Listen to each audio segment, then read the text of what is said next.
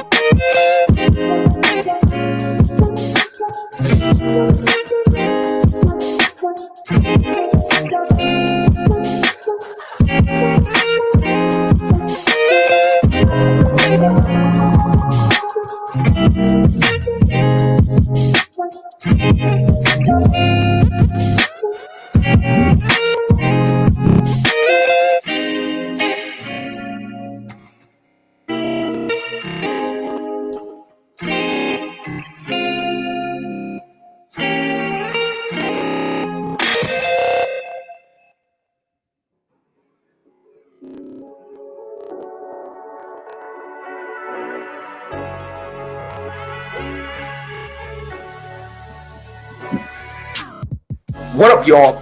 What happens when you pastor, a marriage coach, an educator, and 3 clinicians all together on one platform with no script, no pre-planned questions, with just one goal? To have real, raw, relevant conversations that bridge the gap between mental health and wellness, marriage and relationships, including those who are single, who are seriously pursuing love.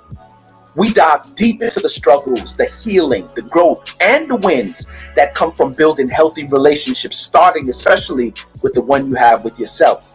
Like I always tell couples, you not the problem, your spouse is not the problem is the problem. Every episode begins with an unscripted question, and where the conversation goes, nobody knows.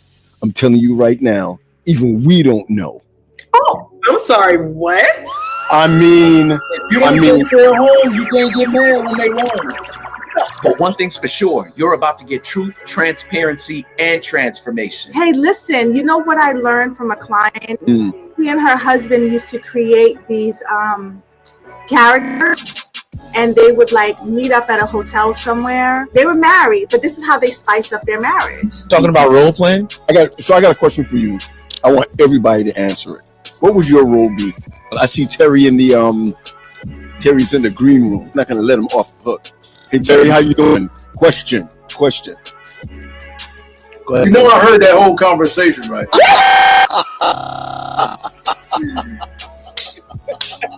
I love that. To another episode of Unscripted Bridging.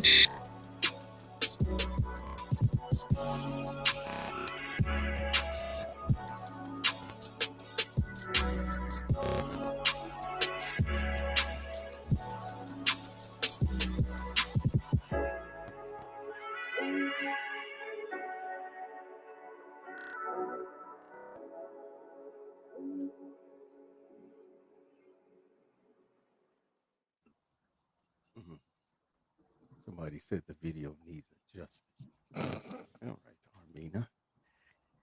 Everyone, hey, how y'all doing? This is the servant, Pastor Paul Graham, and wait, where is he? There we go. There's everybody. I just put everybody on at one time. No doubt. It's a pleasure to see. Wait, is that red lipstick that Mina got on?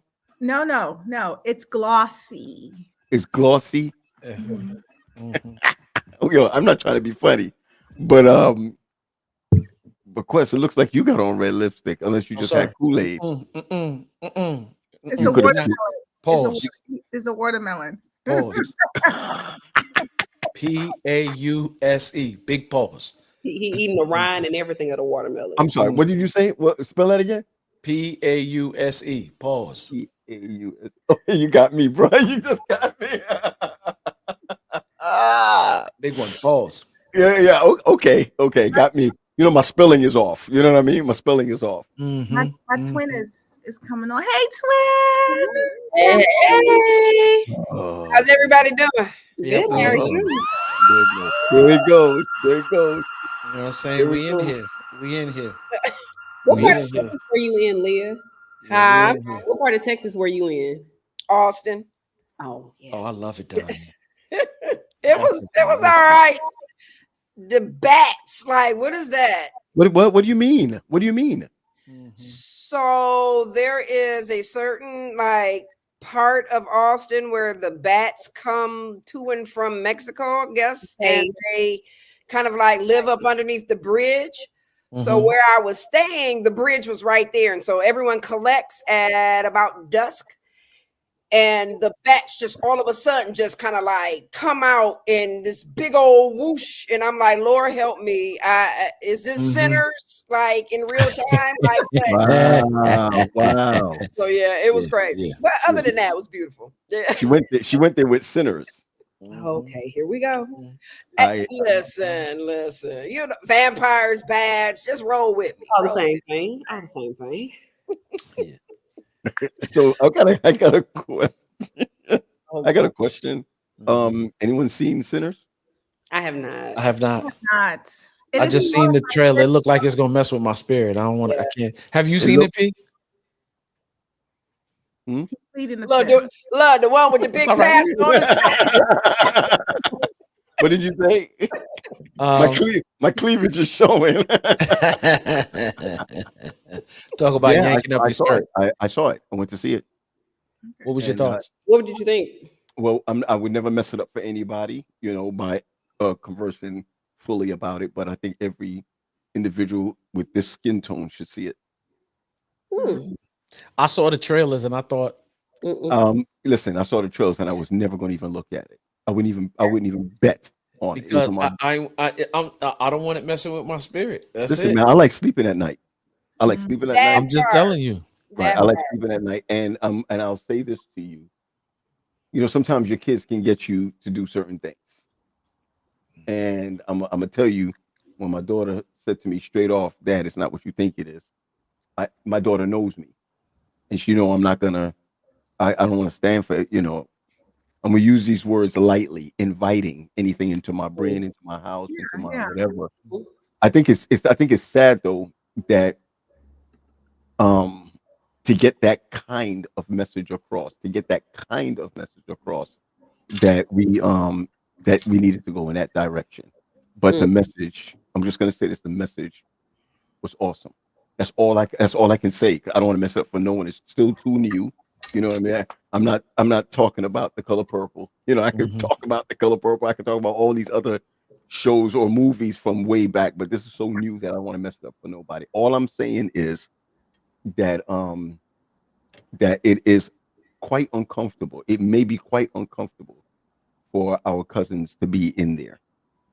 So Paul, what I'm hearing is that you trust your children. I trust my daughter. One of the two. I'm gonna have to touch you on the back end. I'm sorry. I'm gonna have to sit with you on the back end. I mean, he's talking to Faith. He ain't talking to me. He's talking to Faith. We're gonna have a conversation, you know what I'm saying, off the, you know what I'm saying, so you could tell me, because I ain't going to see that joint. And the only reason why I'm saying that is because you know, Pete, me and you come from the same place, so you know what I'm saying when I say it. I'm easily charged by, and not in a good way, you know what I'm saying, by stuff like that. Okay. You know what I'm saying? Like it stirs up. It's stuff that I should be trying to lay this. Okay. My therapist said to me recently, she was like, I thought Detroit dudes was something else because she from the D. She's like, I thought Detroit dudes was something else. You Negroes from Brooklyn, whoo, sweet Jesus of Nazareth. She was like, y'all different. She's like, y'all different. And she said, you, whatever that is, like that thing that's here, you wear it like a badge, right? And I told her, like, it's hard to put down. You know what I'm saying? And I realized she's like, but I think y'all like it though. I said, I do like it sometimes, but in other instances, I don't like it because then my children start living life looking over their shoulder. And they didn't come from where I come from. So there's no reason for them to look over their shoulder. Right. And I always talked about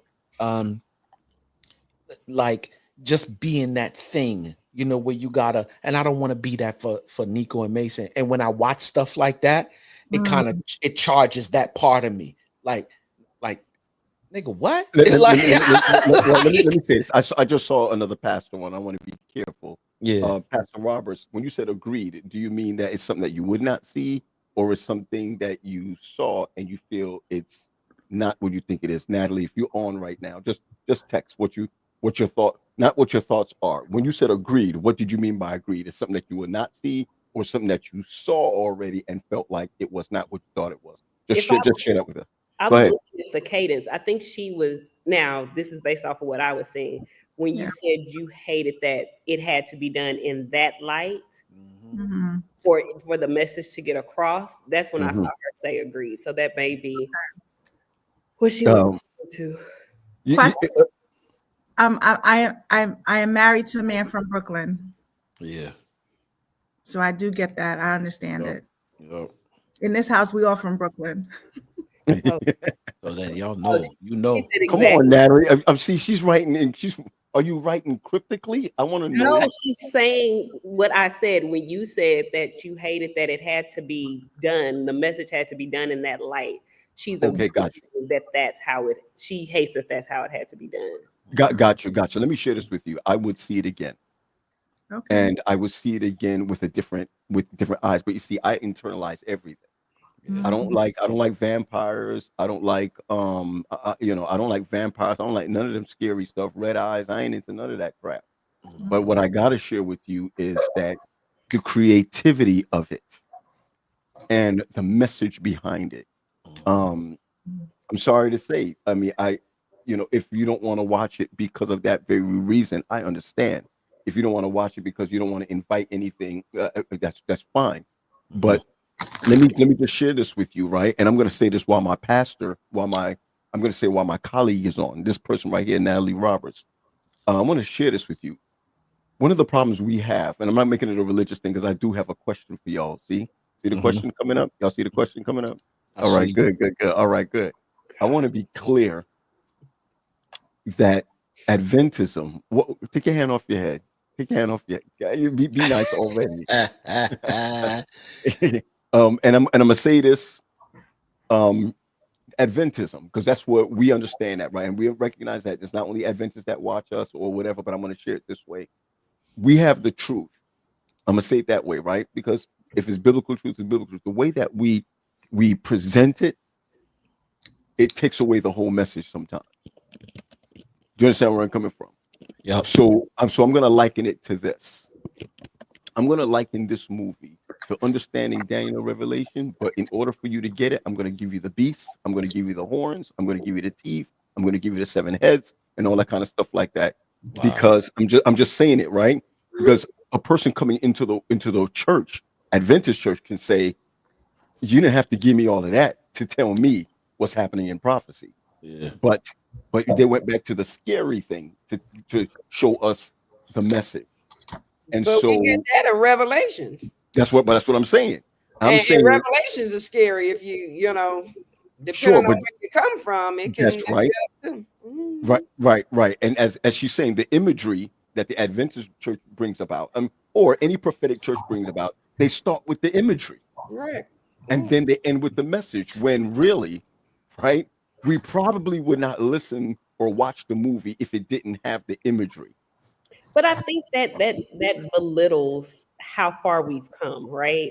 I think we have advanced and we can conceptualize a lot of things because we have a deeper understanding. I think the imagery is great to get people in, but it's also something that if I have to scare you into believing something, then you don't believe it, you fear it. Yeah, well, I tell you right. I tell you this. When you watch it, okay, I'm talking to you, Sade, because I can't speak for anybody else. Mm-hmm. When you watch it, when your man takes you there, or the guy that wants to be right takes you there, Come on right?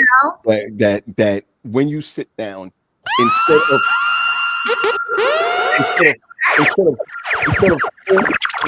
holding you, instead of you holding him in the theater, right?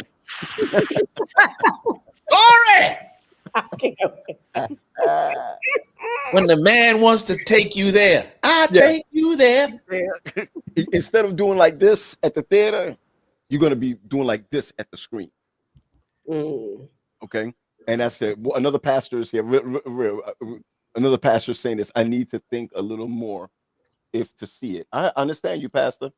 And that's the thing with me, P, because like for real, I thought like based upon, and sometimes you just you hear people, you don't give it too much, you just hear enough to what's it big sis, confirmation bias, when you hear stuff that just supports what you already thinking. And that's kind of what I leaned into, right? I was like, okay, it's some spiritual stuff, it's some horror stuff, like I'm good on that. I don't do horror flicks because I like to sleep at night. Right. I tell you what, I don't do horror flicks. I don't do horror flicks, right? I'm gonna tell you this, right? Yeah. Let's talk a little bit, right? Let's talk a little bit. Yeah. We don't do horror flicks. I'm just saying, but we'll do porn, right? Just stay with me, right? We don't do horror flicks, but we'll watch. I'm talking about sci-fi that definitely cuts out the fact that there is a God. All right. I think that we're so bombarded with stuff, right? And first of all, and everybody know, my church knows, my family knows, I'm not a moviegoer. But when your daughter says, that I know you, I know you, I know that you're not gonna sit there and you're not gonna be able to sleep at night or this, that, and the other, but you're not gonna. When I walked out of there, I felt like I finished watching The Roots and I was angry. So at any point were you uncomfortable? Was your spirit uncomfortable by what was on the scene? I love what you just said there, right? I will always be uncomfortable. Good question, Leah. Right? I will always be uncomfortable. I was uncomfortable at certain spaces of it, right? Because of my theological background, not because of the imagery. Okay. And I can't say what it is, but what I'm saying to you is that you can't say what is the discomfort, like what the. I won't say what the scene was that was that was uncomfortable for me. Okay. Right? So do you feel that you pushed past your discomfort just to remain? I think that I pushed past the comfort just in going, because the previews will not tell you what this movie is about. The preview at all. So once you were there were moments that you were uncomfortable. Did you push past your discomfort just to remain in the film? Yes, I did. Yes, I did. Again, I think we do that in relationships as well, but I was just wondering. That's why I can't talk to y'all. We need to have some other people on here instead of therapists, man. Because I'm glad, because those are the questions really that you asking, Leah, that causes me to properly draw a conclusion as to whether I'm going to see it or not. Sure. Like I told you, I don't do it. There's certain movies I do not do. I'm careful about, in this older stage of my life, I'm careful about what I let through my five senses. Let me say this. I'm sorry. Before we go around the clock with some, I got enough issues as it is already. Listen, I'm going to say it again. My wife was probably surprised that I went. Wow. She is a horror flick. See, I can deal with Jason coming to kill you because he's a psychopath. No, I'm just telling you, I can deal with that because that's all right. What I can't deal with is the bed moving. Okay, I can do the Omen, the Exorcist, anything with spiritual. Did anybody watch Lovecraft Country? Did anybody watch Lovecraft? I don't even know what that is. there's, look at you saw what you were like. there's this one movie that Vin Diesel did, and I forgot what it's called. But he plays like a witch hunter, if you will, and I'm intrigued by the movie. But I know, like, I can't watch it because, especially when the symbols start coming up and all of this, I'll be like, no, you know what? I'm gone. I can't watch it. You know what I'm saying? It's action packed, and I'm an action movie. I'm an action flick junkie. Like anything Jason Statham, I'm in there. Like anything. What's your boy who did Taken? Yeah. Anything. Yeah, I'm in there. Any action flicks, I'm in there. But this one movie that he does, and I'm just like, yeah, nah, I can't do it. I can't do it. For me, though, I could do horror, right? But when there's this mockery of Christianity, you know, when there's like this colonialism, and I know where I am right now. I don't have the bandwidth to take that in. And if I am there, do I subscribe to that? Okay. Let me say this again, right? I don't feel that I as a pastor, I'm going to put it this plain and simple. As a pastor, the way that we perpetuate messages is an either or, right there. It's up or down, left or right. You know, sun and moon, light and darkness. I mean, there's no middle ground. Right. So I don't want to push anyone to a place, right, where you're saying, as a man of God, you're telling me to do certain things. First of all, if I was in the 90s or even 15 years ago or maybe 10 years ago, I wouldn't even tell you to be going to the movies. I'd be telling you wait till it comes out. What I recognize is there are some horror flicks or that has demonic things in there, and this one may also have it that I don't know about. Or you understand where I'm coming from? Yes. So I would never say to people, you need to go and watch it. What I'm saying is, when I saw it, I recognized that I wish that the message could have gone across in a different manner. Because when it was finished, I realized, and I'm going to say this to y'all, and this is the best way that I can say it, that without messing it up for anybody, when I, by God's grace, came here and built RPC from the Bowie Project, when it became a $1.2 million church for 11 years straight, I want y'all to hear me now. That's when everybody wanted me to work for them.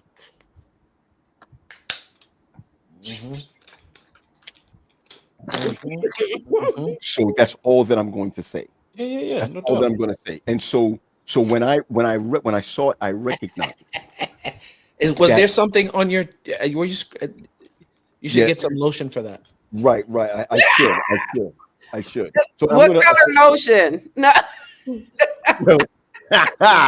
Let's hear what Laverne has to say. Let's go. I wouldn't go. Let's go. We met Laverne. Leah, is that your friend Laverne? Yes. That's Mina's friend. Laverne said she was scared watching Jurassic Park. Yeah. Laverne. And wait. She writes that first and then says, "Good evening, everyone."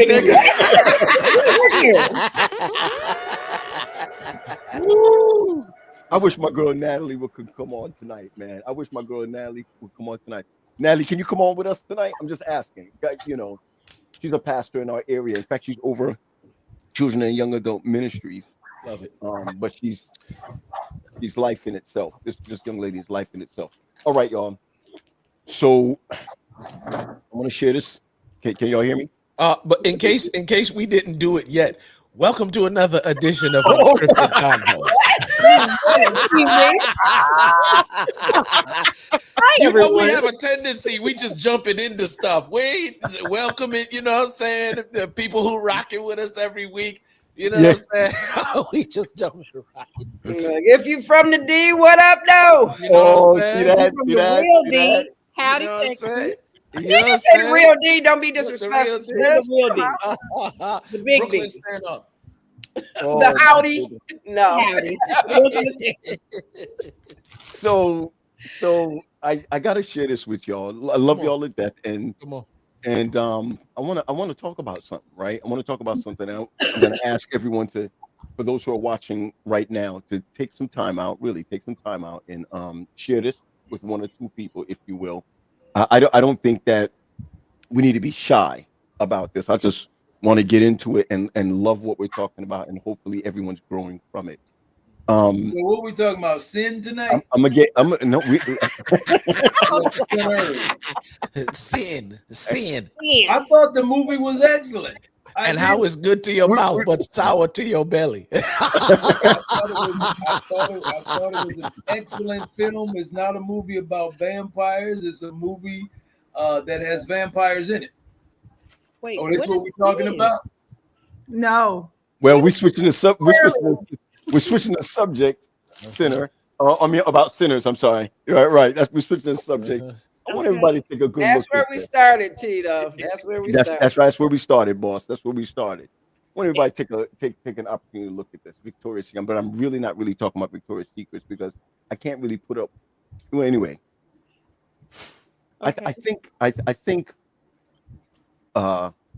many of our marriages today, many of our dating life today, I think we have this issue where I'm going to say this: spice,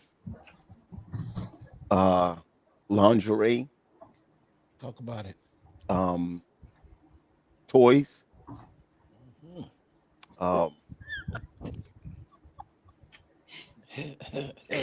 I need to see everybody's Why do I face. hear I'm the sorry. truth No. about I need to see everybody's face. I'm sorry. I'm sorry. I need to see everybody's face. I need to get tea for this one. Right, I'm like, I'm hearing all the juvenile giggling. You might need to splash. You might need to splash a little something in your teeth for this one. The pastor said vampires and Victoria's Secret, 2 V's. What's going on? Yep. All right. Look, maybe It's you're drawing like a up good the blood movie. to It's get all your like a woman good to wear it. Listen. Yep. I'm going to say this right. I think for a fact. We need to wear nothing. Remember the real nothing. Let the Mhm. spirit move. Come on. Yeah, Victoria's Secret. You're gonna get some tea, Teresa's tea too. Get some watermelon. Oh, come on. Hey. Ooh. So, how important is it, right? That and how are we able? And I want you to also, and I love this for singles also, because a lot of times singles feel like there's also no creativity. The creativity seems to happen beforehand, and then when we get in, it dies out. I'm just telling you that right now. I mean, we're not here to sugarcoat things. It almost seems like before marriage, it's fun, it's exciting, it's trying new things, so and so, what have you. Then when you get married, other than Leah, then you're able to have this, we're able to have this, this mindset where you don't have to do this anymore. We don't have to spice it up. And I love the last conversation we had 2 weeks ago, dealing with the role play and what have you. So I'd really like to just ask the panel, okay, what do you think stops married people from continuing an active connection sex life? What do you think? What stops them? Yeah, what stops them? Life. I think what happens is we wear so many different hats that we forget to wear the hats that are most important. You play, especially if you have children, you have the mommy hat, you have the daddy hat, and then problems come around. You wear your problem solving hat. You wear I don't know. Just think of all the different hats and all the different things that you do as a husband and wife. And life is happening, and somehow we get pulled away from all the things of life that we forget to wear the hats that are most important. The husband and wife hat, you know what I'm saying? The sexual hat, the conversational hat, the emotional hat. We forget to wear those hats. I think at times. Oh, I'm sorry. I didn't. No. Go, sis. Come on. I think at times there's this emotional disconnect that happens because it's not all what it was crapped up to be, right? Like there's this high expectation of it. And then when we get in it, it's like we're waiting for the bells and whistles and we never arrive at the bells and whistles. So resentment builds and all these things start to happen that causes that emotional disconnect. But we blame it on life happening, right? So like, if you really want to talk about it, we don't really have the real conversation, the for real conversation as to why that's not happening. We blame it on being tired. We blame it on working, chasing the kids around, blah, blah, blah. Not that that's not happening, right? So please don't misunderstand. But oftentimes it's what we anticipated. Like it's like chasing that first high. You never high. If I can say for me, I think, well, I'm not married, but I think at this point in my life, sex, the reason for sex is changing, right? In the past, it's been a tool to get what I want, or it's been a control mechanism, right?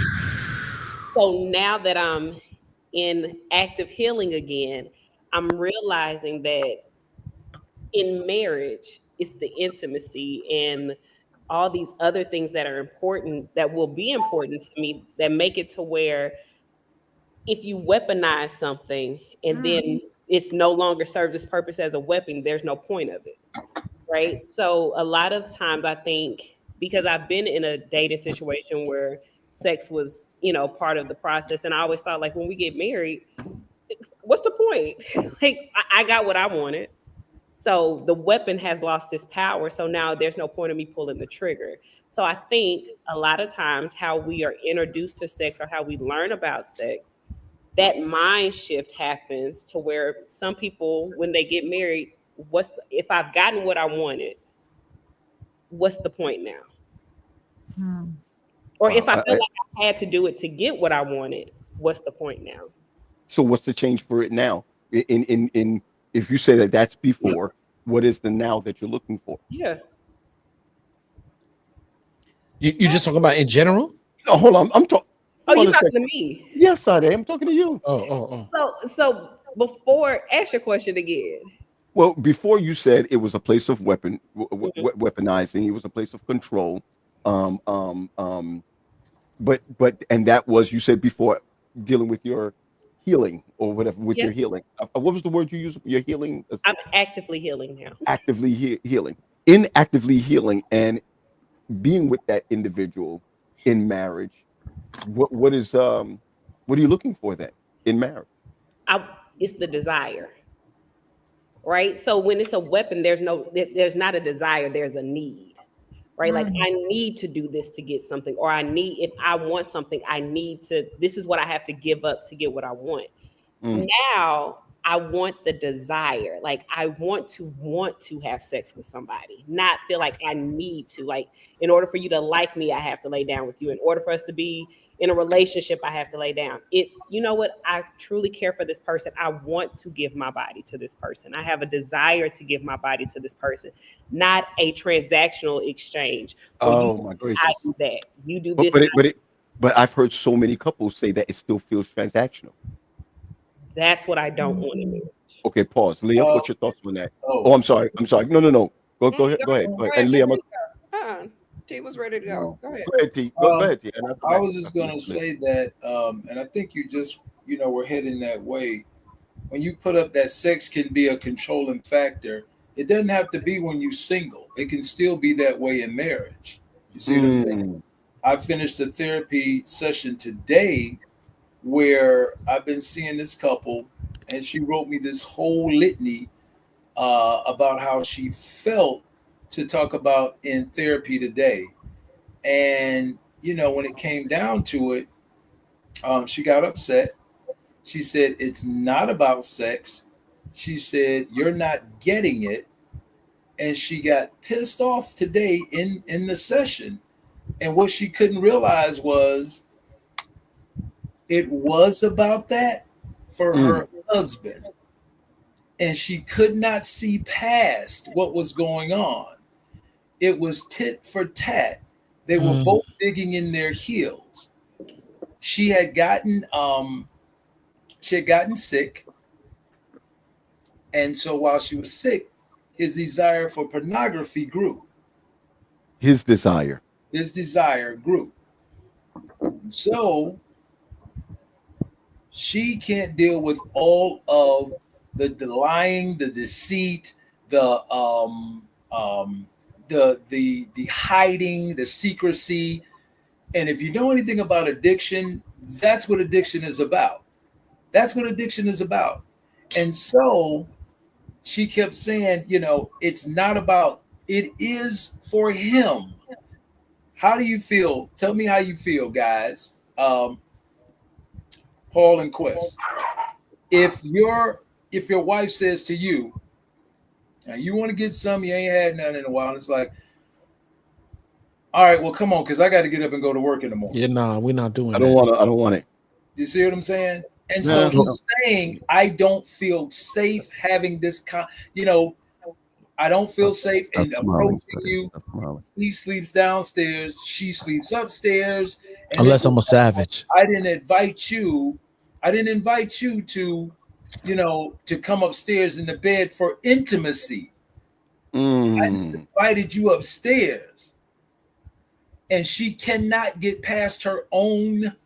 And I'm like, it's not about, it's like this. Well, you blocked me here, so I'm gonna block you here. Well, you doing this, so I'm gonna do this. You do that, I'm gonna do this. It's kind of like, I call it playing, is it blackjack? No, it's poker. It's poker. I call it going to Vegas. It's like, all right, well, I'm already upset. And I'm at 80. So you come in and you be like, I'm gonna see your 80 and I'm gonna raise you 20. Oh my God! Come on! Now I'm gonna see that.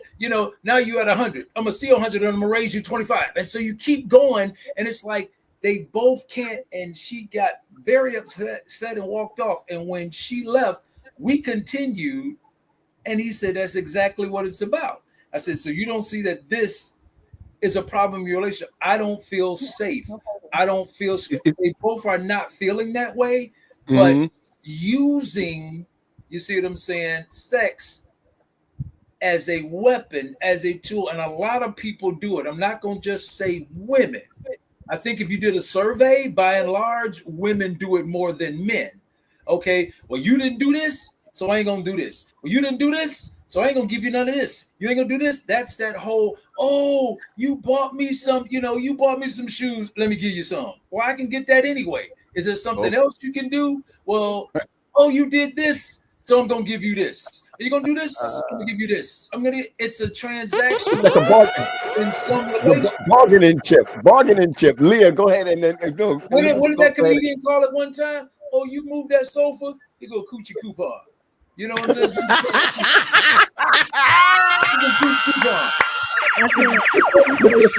Not the coochie coupon. Somebody put it in the chat. Coochie coupon. And then when you get mad, you shut it off. Again, if you're gonna send me out here hungry, I'm going to eat. Yeah, but I was just about to say, just a few weeks ago, you said, well, if you don't give him none, he gets to roam. Like that. No, I didn't. That's not what I said. I said, if you don't take care of home, don't get mad when they roam. That's what I said. Same thing. Here's the thing, though. That's what I said. But here's the thing with what I was hearing T say, and I get it, right? So that I see happen in the marital scenario, right? Where you're utilizing this bargaining tool, right? But here's the flip of that. The flip of that is in the dating scene, the man uses that as the bargaining tool. Yes. So if you don't give me none, then, right, I'm going to go and find who is going to actually do this thing, right? You see that as a bargaining chip? You see that as a bargaining chip, Leah, or you see that as a response? No. I see that as a bargaining chip, which adds pressure to the woman who may have wanted to preserve herself for marriage, but because she sees herself in a position of, dang, I ain't never gonna get nobody. Do you know how many young women out here having sex and don't necessarily want to, just out of fear that she cannot retain a man in her life? So Oh let's my say God. she gets married to him. I'm Leah. just Right, but Leah, let's say they get Mm. married. Let's say they get married. yeah. So now what we doing? Payback? Because It's not that it's payback. I'm saying we got to look at the genesis of this thing. I know what you said. You know what I'm saying? We're talking about what's I'm happening just in telling the you what marriage. The reality is from inception, that woman did not want to like present herself in that capacity, but to retain a man. You got all of these other women out here that's throwing it. Let's just be real. They putting it in. So us nice little wholesome little Christian young girls who wants to be chaste until marriage, we ain't gonna get nobody, because by the time y'all are, and I'm gonna tell you this, my daughter gonna hate me, so I'm gonna whisper. Okay. She was like, I don't want nobody after they all used up, because he out here sleeping with everybody. Now I gotta sit here and wait and hope that he changes. He was like, she said I don't want it, and I can't blame her. But Leah, hold on. Yeah. Because what Paul did say was, he said wholesome marriage, or wholesome. in marriage, in marriage is what we're talking about. In marriage, I understand where you're coming from. But we have to start with But okay, so you're looking at the inception. Okay, I got you. Yeah, you got to start there, because once it transfers into marriage, you get the real individual. And that woman was not gung-ho on having sex all the time. She was doing it because she was hoping to retain something that she thought she would probably lose. So it's like sex for expectation. But as I said from the beginning, if I get what I want, now what's the purpose of me having sex? If I was giving myself to you out of that pressure, out of that, if I'm not doing it, then somebody else is going to do it. Now that we're married, now I can say, you know what? I got what I wanted. I didn't want to do it's for procreation, and you using it for recreation. Stop it. Please stop it. Stop it. Please. I love that, Terry, because you're totally right?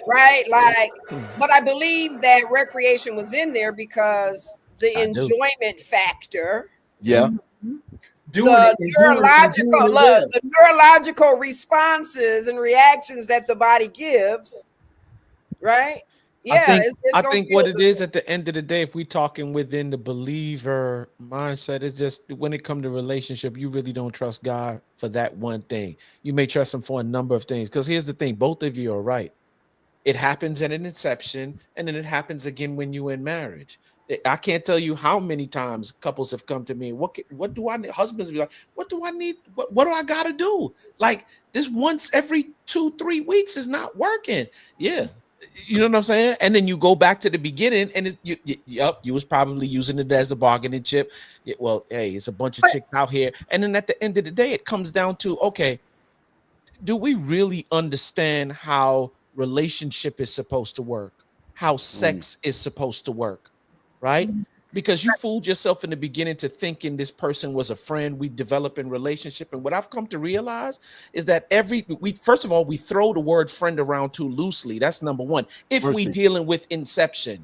And I know that to be true, because when I watched Jesus operate, he loved all the disciples, did ministry with all of them jokers, but he only did life with James, John, and Peter. I'm sorry, Peter, James, and John. Them the only three that he did life with. And so sometimes we doing relationship with somebody that you're not even a friend with, because a friend is concerned whether you want them to or not about your future, about your purpose, about, like, for real, if I do this with you now, it's going to ruin this thing that we got called friendship. So if we want to build this and go to the next level, let's do this thing properly, right? Okay, let's pause there for a second, Mina, and then I'm going to come down to friends with benefits. Go ahead. I mean, I think Quest is hitting it, right? The other piece of it too. No pun intended, but go ahead. P. God, yo. Mina, you set yourself up for that. all the buttons tonight. You walked into that with Mina. I forgot what I was gonna say. I'm done. No, Mina, I'm sorry. No, I'm sorry, girl. I'm sorry. I'm sorry. You know this is double Dutch. This is unscripted double Dutch. Yo, hey, have you ever Get in where you fit in?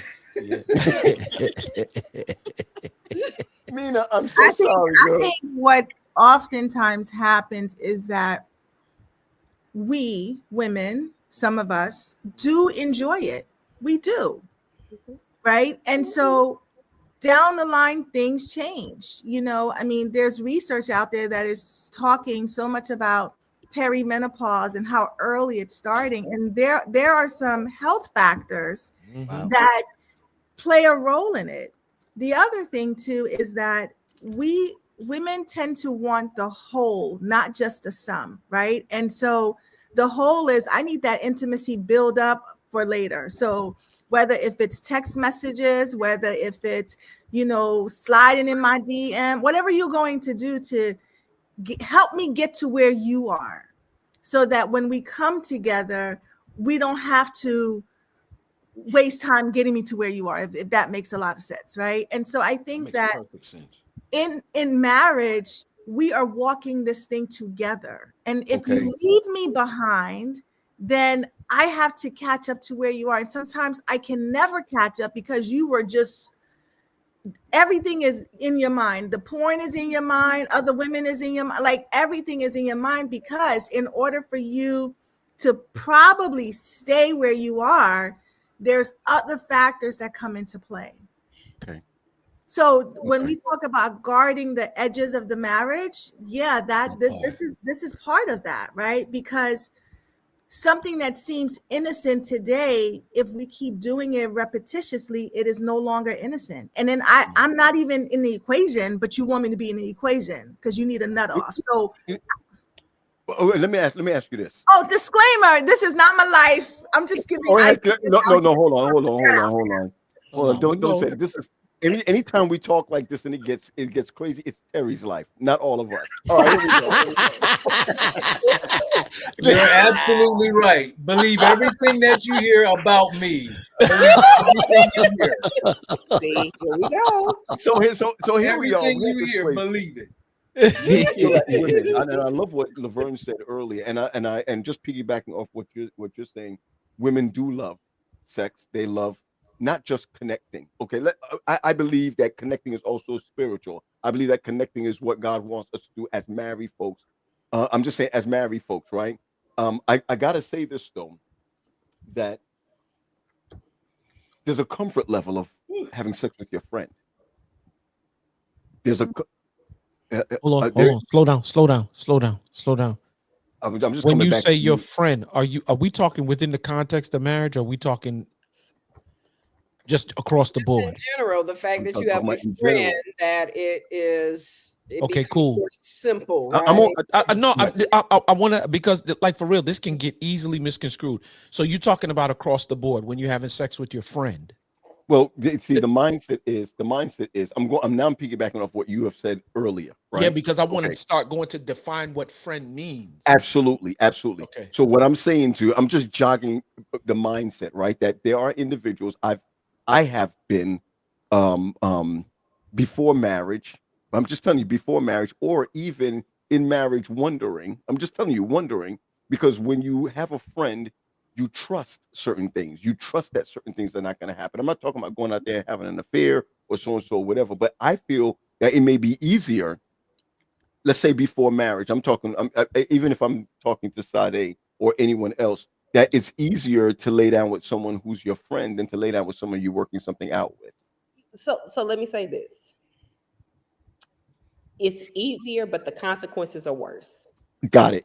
I'm with you. Because I'm with you. And I've said this multiple times since the ending of my relationship. I have had the opportunity, right, to be with a friend who is a genuine friend. But what I can't wrap my mind around is giving my body to somebody who I can't call if I have a flat tire. Because the responsibility of my body, if I'm giving you my body, there's a responsibility in my mind now that goes with that, right? Like, you should be somebody I can call if I have a flat tire. You should be somebody I call when I have a bad day. But if we're just friends, for me to put that expectation on you now just because we had sex is unfair. Well, that's what Nikolai is saying. Pastor Greaves is saying right now, that someone's going to catch feelings. And this is why the spiritual aspect of it, I'm talking about the spiritual aspect, the biblical spiritual aspect of it, is that that you will indeed, something is going to happen after that. Yeah. Something is going, there is not, we're not even talking about the reaction. The reaction is sexual, the response is spiritual. And this is where I feel that we get into not really understanding certain things, because again, as I'm just saying this, right? As Carol said in here just now, she put it in here just now. We don't talk about it in church. We don't talk about it concerning families. We don't talk about certain, we don't talk about any of these things. And so when I trust someone, this is Paul Graham talking, right? Being very vulnerable. When I trust someone, you can take me anywhere. Right, but well, I guess if we keep it in the context of a friend, if you go outside of the context of a friend and we only look at a sexual interaction, it is very much possible that feelings are not caught on either end. Okay. Can we just really make this point very clear? Folks, please don't call your friends and talk about, you know what, let's try this thing out. Like, that's not what we're talking about. No. I just want to be clear that we because you know, we have people who really listen to what we say and they take it and they apply some of what we're saying. I'm not subscribing to the concept of calling your friend and be like, yo, what's up, man? I know we've been feeling each other for a while. So we're talking about when you're dating, that person you're dating should become your friend that you marry. Facts. Because one of the things I will truly say is I was happy to have legal sex.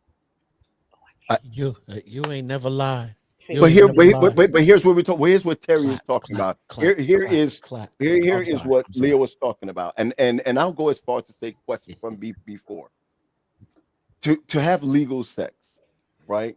And then it taking away from you in the legal context. What happens? That's why I put it. What happens when in the relationship of marriage, in the context of not even church, of spirituality and the whole nine, there's a withholding issue that's happening. In this withholding issue, what do you do next? Is taxing, withholding. If we know, right? But the utilization of the word withholding says that it is an intentional act. That's what I'm trying to get at right there. Always that. But hold on, before you go there, explain what legal sex is. Sex in marriage. Sex in marriage. Yeah. But see, here's the thing: if outside of marriage is illegal, who going to jail for that? No. Come on, man. Since I made the comment, let me clear it up. No, there's a reason I'm saying this. But go ahead. It had to be. That statement is a statement that many of us, and I'm just going to say Adventists, would say after we were married, because we had been having sex behind the closed doors. Like no one knew people knew we were dating, people knew we were engaged, but no one knew we were having sex.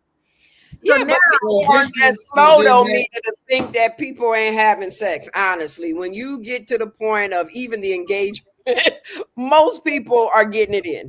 That's why. Let's just be honest. So let me say this, right? So I'm in a place where I have chosen, like, okay, stop stuttering and talk regularly. I said I don't want to have sex again until I'm married. So I make that very well known. But I also tell gentlemen, hey, if you propose to me on Tuesday, Thursday morning, we need to be at the courthouse.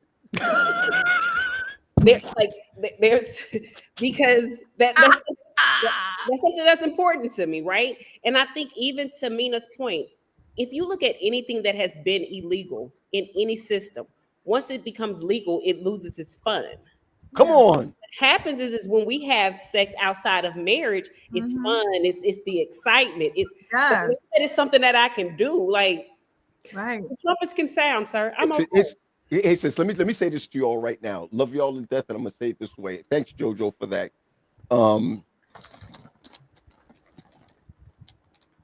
Man, so why you thinking, Paul? I don't want people to think that because you get married, you don't have fun with your sex life neither. But Leah, here's the thing too. I don't want us to be thinking, especially like men is just straight up savages. Well, we can be. Let me not lie. We can be savages. But here's the thing too. I've learned over the years that my wife is probably more likely to when I connect with her emotionally. You know what I'm saying? Like when I'm having conversations with her, when I'm thinking about how it's much easier when I arouse her intellect just as much as I want to, like it's almost like the difference between the two of us is like women. If I want it on Thursday, I got to start from Sunday, like walking around the house like, I got it. It came back. What you just said, it just came back. You know what I'm saying? And then we just like gloop, and then we gloop. Sure. Here it is. Most people, one of the reasons why I honestly got into premarital counseling or coaching and not marital coaching or what have you, I find that more people, when on their what do you call it again? On their invitations, they say, "Today I married my best friend." No, you didn't. You married somebody that you're compatible with. And I think that many people marry individuals that they're compatible with. I don't believe that they marry their best friend. Now, I'm going to say this, and compatibility changes. I just want to pause. Can we get a remix or what? And did she just say that the Knicks won in overtime? In overtime. Okay. Okay. Go ahead. Continue. A win is a win. A win is a win. A win is a win, New York. Okay. But compatibility changes, though. And I think it has to. But see, that's my issue. The issue is that if you marry your best friend, like I have felt, and I don't think I'm gonna get in trouble for this, I married my best friend. I have to say this, that when my brothers, if I was not going to marry Wendy, stay with me, y'all. If I was not going to marry Wendy and I married somebody else, she probably would have been in a suit next to me. I want to. That's how close friends I'm going to say we were, not that we are. Do you hear what I said? I'm telling you that right now. I didn't marry my best friend, but my husband has become my best friend. Okay. And that's why when people say today I've married my best friend, it's kind of tough to say today you marry your best friend. When I say I marry somebody who I'm compatible with and we are moving towards that. You understand where I'm coming from? You do know that everyone has a different version or definition of a best friend, right? So maybe to that person, they did marry their best friend. Okay, I believe that. Because I know Denise and Ali, I believe that Denise married her best friend. Okay. Here's my question to you before you go on. I need you to tell me what makes the person your best friend. I think total vulnerability. You don't think in the dating into engagement that total vulnerability has happened? No. Okay. No. And I will say in the past, like literally, thanks to Armina, I'm going to plug her counseling services.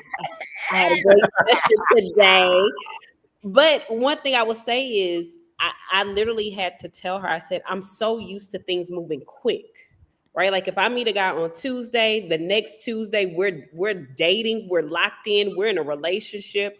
And now I'm in a process where I meet somebody and we're literally taking things slowly. And I can tell the difference, right? Because this gentleman would be my friend, even if we said, you know what, the relationship would never work out.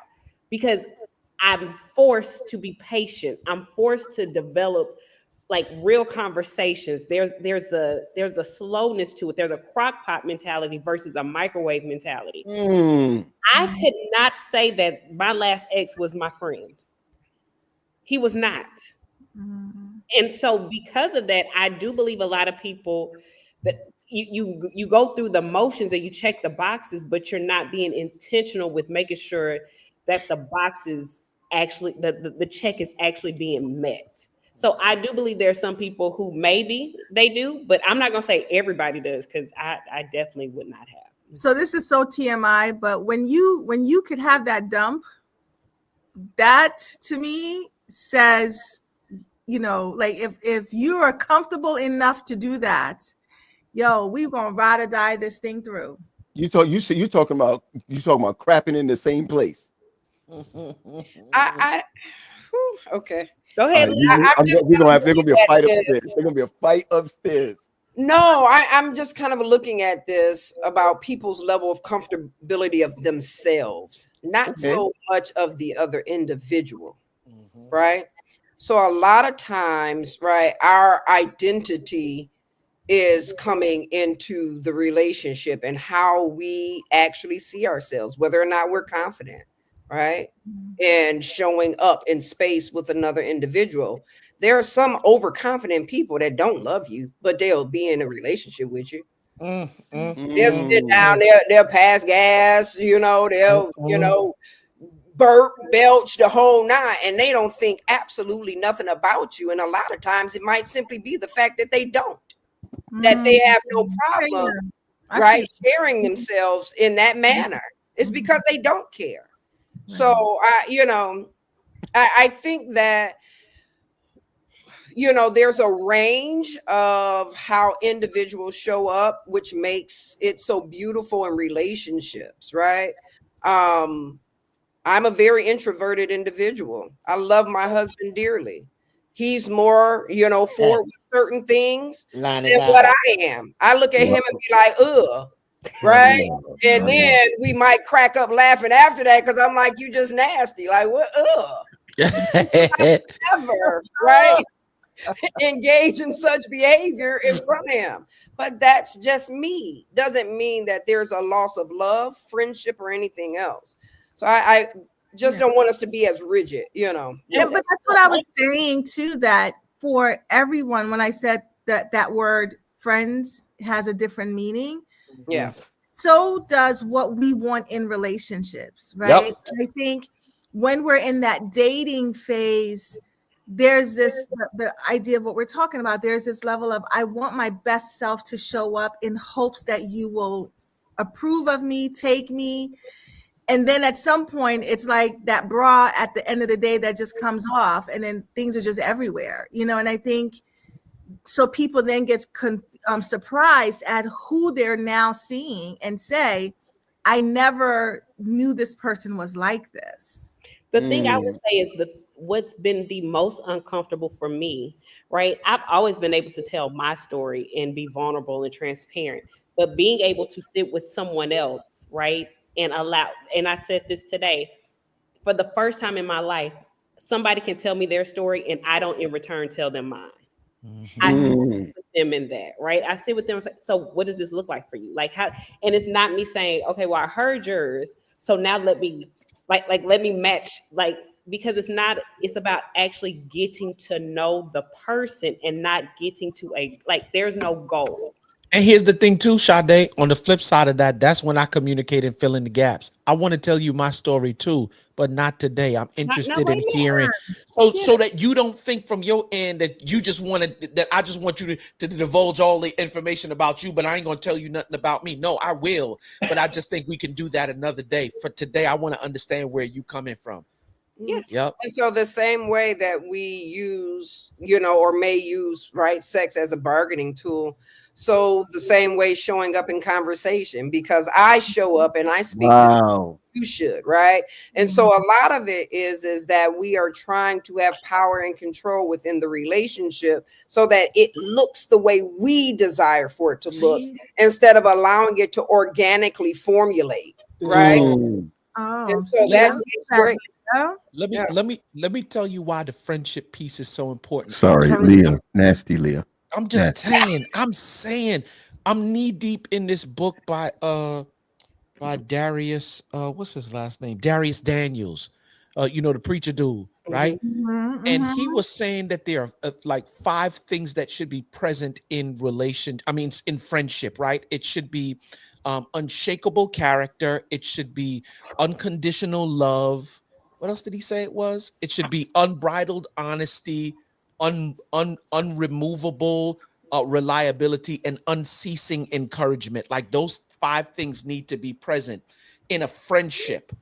If that needs to be present in a friendship, what you think needs to be present in a doggone marriage, right? Because there's some people who are loyal to you because you got years, but then they don't have the unshakable character necessary to check you on some stuff when you need to be checked. Immediately my mind goes to Joab and David when he wanted Bathsheba, right? Joab almost made David ruin his entire stuff because we close, but I didn't check you. You sent Joab to go tell them to put my man on the front lines, and you didn't check David like, yo, that's my man's, like, that's homegirl's husband. Why are you putting him on the front line and make sure that he gets hit? So I'm saying that if we're going to do the relationship, all this stuff about control and we doing this so that I can make it look this way, or like if it's not what we both want, if it's not what we both trying to build, then what are we doing here? More importantly, do you really? Why don't you just have an agreement, Quest, that you can do what you want to do on your end, and I can do what I want to do on your end. But I think my question is at that point. Don't change my question. No. My question at that point is it relationship that God would want us to have? Because if it ain't that, okay, fine. Yeah. Were you going that way, Sade? So what I was going to say is, I think when the basis of any relationship is friendship, right? You can offend me as my husband, but I still care for you as my friend, right? I think that there has to be, in some instances, I have to be able to look at a situation outside of the role that you have in my life and still consider you as my friend. And that offense doesn't have to be anything major, like you didn't take out the trash. As your friend, I may say, is he having a rough day? It forces me to consider other things outside of, this is just this one role, and that's the only role I'm going to hold you to. So I think a lot of times, we have to be mindful. Like Mina said, everybody has a different definition of a friend. Mm-hmm. Everybody has a different definition of a friend. But what in my dating situation, I have to be vocal in saying, as a friend, this is what I need. As a friend, this is what I desire. As we move forward in life, as a boyfriend, as a husband, there may be different expectations, but the foundation, and I think that's what a lot of people are missing, is those foundational pieces. Right. Because we hop from hey to boyfriend or hey to girlfriend, and we do not get the friend part right. Can we address and that's it? Can we address then, because many people have different definitions of what a friend is. And some people think that a friend is one thing and you let this person into your life. And I'm a firm believer in the fact that people come into your life for a reason, season, or a lifetime. If you're here for a reason or a season, are you really my friend then? Okay. Because friends are supposed to push you towards purpose. That's what friends are supposed to do. If God gave Jonathan to David, right? There's a number of different. He gave Ruth to Naomi. Like for real, you see in those particular friendships that people were pushed towards a particular purpose. And I think sometimes we just, once again, we throw the word around too loosely. Have you ever been in a position where you let somebody into your life and they were only supposed to be there for a limited amount of time, they stayed a little bit longer and made you completely miserable? Yeah, my ex. Come on. And I was just going to go Terry's way. I was going to go Terry's way. Everybody don't get access to your life. Right. So Terry, in your next, I'm just going to say this, right? Because I don't believe you have the gift of singleness. You don't even have the gift of what? Singleness. No, I have the gift of prophecy. But I have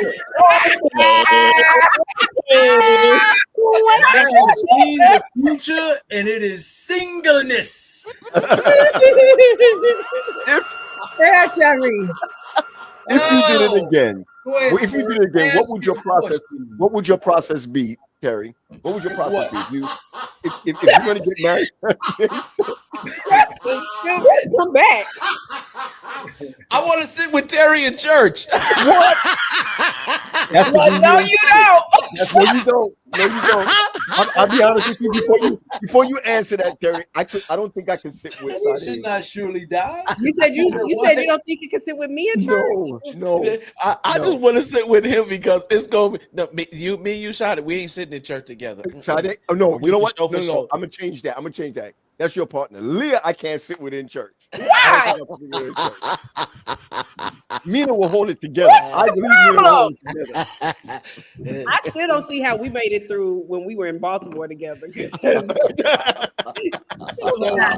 Paul, what's your And I sat next to Terry, and I Uh-huh. sat next to Leah, to Sade. Yes. I still don't think. See, but you stay calm, right? You sat next to me too, Mina. You structured, Mina. I'll be looking for the foolishness. Because me and Quest was up there rolling. Acting up. I'm like, ooh, they gonna escort us off this stage in 2 seconds. It was fun. Well, So listen, when Leah came off the stage, I said, "Oh, we in praise team now." When I So, walked yes. in, I said, "Oh, praise team. Okay, how did this happen?" Look, I got thrown up there. And I was just sitting there like, "Sing for the Lord." Yeah. I see. Paul, So what was your Terry, question? Ooh, Terry, Cams. if you did this again, if you got married again, what would your process be? Friendship, compatibility? Put it up, would you be Wes. looking I for? want to see what Cam said. What would you be looking for? I got it. Go ahead. Yep. He asked you a question, Terry. He's reading. Let him read. Sorry, Let I him was read. reading that. Let him read. Let him read. Let him read, Red Lips. Go ahead. And wait, hold on. Let me just see something here. For a minute, I thought my mom had got on here. I'm like, Your lips are not as red. Your lips- Come on, girl. You know what I'm saying? Go on it. Look, Lola Falana. Let me get mine on. Do it, Quest. Quest. Oh. What did Lonnie say last week? What did Lonnie say last week? Somebody speak. He said he needed his foot massage. That's it. That broke toe. Oh wait, y'all look at JoJo's message real quick. JoJo, you cannot imagine. You cannot. It is. Okay, look what JoJo just wrote. It's bad. It's It's real terrible. bad. It's really terrible. And it's often. Listen, it's all day. Look, the measure frequency. Wait, did y'all see the last thing I just sent y'all before we came on? Which No, I didn't one? look at Oh it. yes. If any one of y'all do that at my funeral, I promise you, I will give you I will leave you whatever you want. Yeah, no, I missed that one. Leah, that's what I want. If I die, Leah, you got to do that at my wedding. Same song. At At your funeral. I mean, at my funeral. Die at your wedding. It happens a lot. Okay, that's only when they're not what? Your friend. No, I honestly don't believe that, friendship is going to be the sustenance per se to a marriage. Okay. Yeah. Do you think it's foundational though, Leah? Yes, I do. I think and a piece that continues to grow in not the taking over or being the one all be all, but it has to be present. You don't think throughout it foundationally, and then as it grows, it's just like one of them strong branches in the bush. You know what I'm saying? So again, I believe that it is a component. Yes. Right? Okay. It is one of the parts of sustaining the relationship, but I don't know if, and it may be for different individuals, right? But I don't know if that is just the sole ingredient. Like we say, hey, here is the base. This is the foundation. You must be a friend first. So wait, because the friend got to be able to check you sometimes when you know what I'm saying? That's what friends do. Wait, right, but if you break a person by trying to check a person, are you uplifting them and building them and aiding them into growth? Well, that's the thing that your boy was saying, because he was saying that there has to be unbridled honesty, but there also has to be unceasing encouragement. Yeah, I just want to pause and ask everyone to look at the private chat. I'm just going to ask everyone to pause and look at the private chat. So, Paul, did you ever want to answer to that question? How can I take you seriously tonight? No. I swear. I'm too much muscle. Go ahead, T. I can't remember. What was the question, Paul? Question was, what would your process look like now? Because clearly the host is Yes, he's gone. He's Gone. gone all the way. Oh, Man down, man down. He's gone. So Terry, the question is, if you were to date again, I love you guys. what would your process look like? my process look like? Would it be friendship? Would it be, Compatibility? Yeah. I don't know. I think everything starts with, friendship, but I always say I need to know that this person likes me and I like them. You did say that before. That's my thing. Do I like you? Because everybody just throws love out there and they don't even like each other. Well, let me ask this then, Terry, because I ain't gonna lie. I tell people all the time, they laugh at me like I'm on my third or fourth marriage with Faith, right? Mm-hmm. And there are seasons where I am absolutely smitten by her. Mm-hmm. And then there are certain seasons where you're getting on my nerves and I don't really like you right now. Mm-hmm. So does that have to be present throughout the entire? Because what I've learned if there's one thing that I've learned about marriage is that whether I like her or not, I'm committed to her and I'm committed to the relationship because this is who God gave me. And just because God gave me her, right, don't mean I'm going to like her all the time. Sometimes she's going to get on my nerves. And I know it's a feeling, right? And feelings are fleeting. I may like her this week and next week she do something that just completely blows me away. And then that feeling last week that I had where I didn't like her, now I like her again. You know what I'm saying? So it's kind of like that thing Gary Chapman talks about. You do one thing and it moves you from spring immediately into the winter. And then you could be in the winter and one act happen or two acts happen and you back in summer all over again. You know what I'm saying? Nice. But you didn't like what they did. You didn't necessarily stop liking them. You see what I'm saying? I didn't like what you did here, but I still like you. You see what I'm saying? That's what I'm talking about. Not when it's like, I don't even, I love this person. Yeah, sure, it's my husband. I love him. But do you like me? No, because if you did, then a lot of the things that you do, you would not do. You see what I'm saying? Terry, who shares the bed? About that. I see what you're saying, though. Who shares a bed with somebody they don't like? That's crazy. They doing it though. They doing it. So what I'm saying is, you don't like this person, but you're in their bed with them every night. You're doing stuff, and it's what? A lot of it is obligatory. A lot of people say they love, and it's obligatory love. It's obligatory. Well, I love them because I have to. The Bible says I have to. I love them because, well, that's my wife. I love them because that's my husband. Yeah, but do you like them? No, I get it all the time in therapy. I don't like this individual. So what's keeping you here? Well, it's an obligation. You see what I'm saying? But guys, notice Terry didn't say in love. And I think you said what?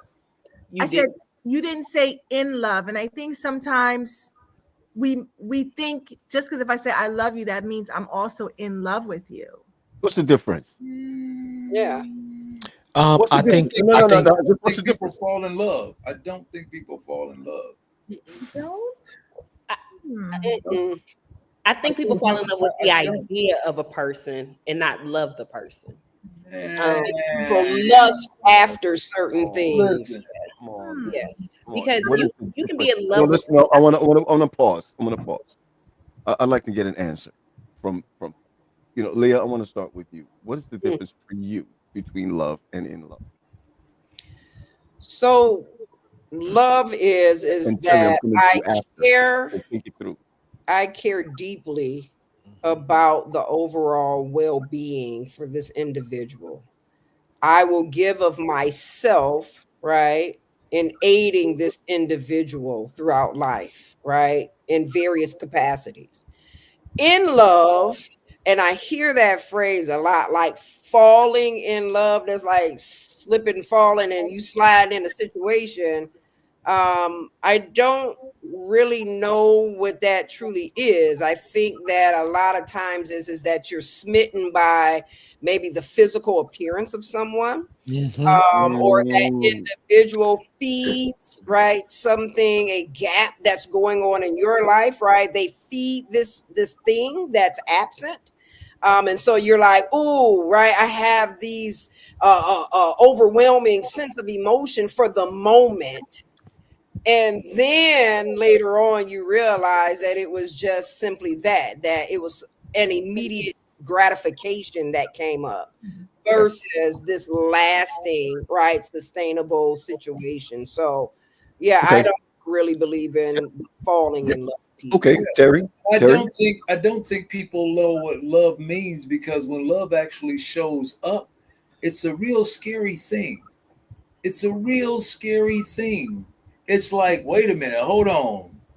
So you ain't got no job. You done lost your job and it all falls on me now? So wait a minute, hold on.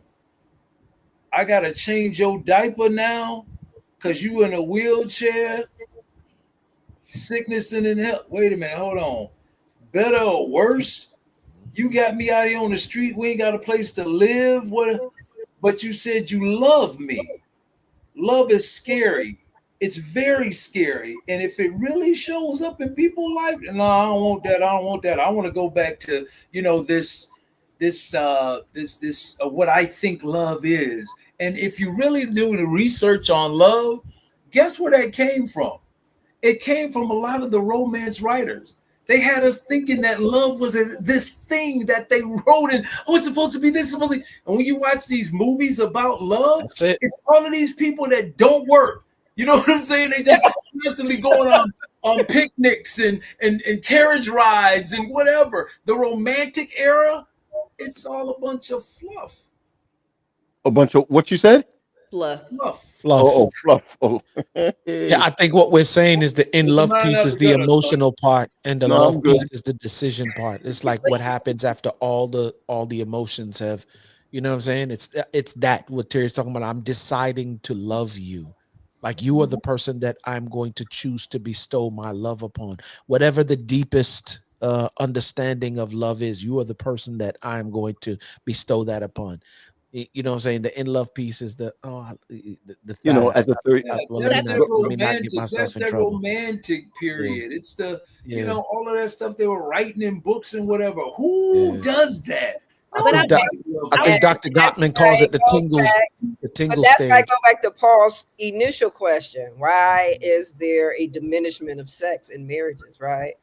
Is because most times sex is kind of attached to like these fluffy feelings, these, tickly feelings, but that's not sustainable. They're fleeting. So if you associate that with sex, when they're gone, so is your sex. But I want to disagree with Terry, if I may. Because when I think about love, in my active healing state, right? I think about when the Bible says perfect love casts out fear, right? And so genuine love to me should not be a scary experience. It should diminish a lot of fears. Like I should not be fearful about loving a person that I believe is genuinely loving me. And I think we have to kind of define, because to me, love is an action word. It's not something you just say. And I hate the term falling in love because that's accidental, not intentional. If you're going to love me, I need you to be intent. I don't want you to wake up one day and be like, oh, I want you to choose, like, how am I going to build a relationship where Sade and I are in love, where we are loving each other daily, no matter what's going on, no matter how we feel, no matter what we think. It is still a choice that we make every morning when we wake up and every night when we go to bed to love each other. And what does that look like for us? Because what love looks like for Leah, it may not look like for Sade. So we have to be intentional with saying, I'm going to, one, tell you what I feel like I need. And again, like Quest says, that can change in our marriage. This season, it may be love looks like this, and this is how I need to feel it. 2 years down the road, if I'm a parent, it may look different, but we need to have the space to have those I conversations. don't want it to look different too quickly. I So- don't want it to look differently. No, hey, listen, I'm a creature of habit, right? I'm a creature of habit. I don't want it to look different. I think that many individuals did not go into this for what they signed up for, what their expectations were. Sure. You find, I mean, I see it on my phone all the time. You find more couples, and I know we ain't got the time, but we should do this Wednesday You have night. the beer? We could do. I think that you find many couples today, if they're not cheating, they're taking care of themselves. You hear what I just said? If they're not cheating, they're taking care of themselves. I know we joked sometime about the rose. We joked about, this thing. Terry. Not the Jergens. Really? No, Terry. this is jerkin.